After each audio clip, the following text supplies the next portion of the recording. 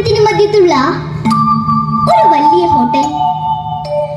അതിന്റെ പിറകിൽ ഒരു കുട്ടയിൽ കൊണ്ടുവരുന്ന എച്ചിൽ പാത്രങ്ങളൊക്കെ കഴുകി വൃത്തിയാക്കിക്കൊണ്ട് ഒന്നരക്കാലുള്ള ഒരു മനുഷ്യൻ.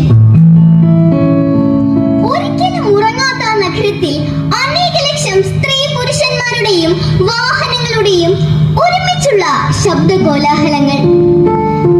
അതെല്ലാം ശ്രവിച്ചുകൊണ്ട് വേദന സ്ഫുരിക്കുന്ന ഒരു മന്ദഹാസവും പേറി അയാൾ ആ പാത്രങ്ങളൊക്കെ കഴുകിയെടുക്കുകയാണ്.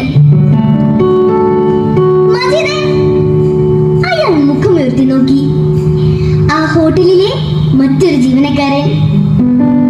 മജീദേ, നിനക്ക് ഒരു കത്തുണ്ട്.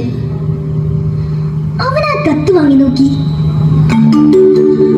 അവന്റെ മുഖത്ത് ഒരു പ്രകാശം.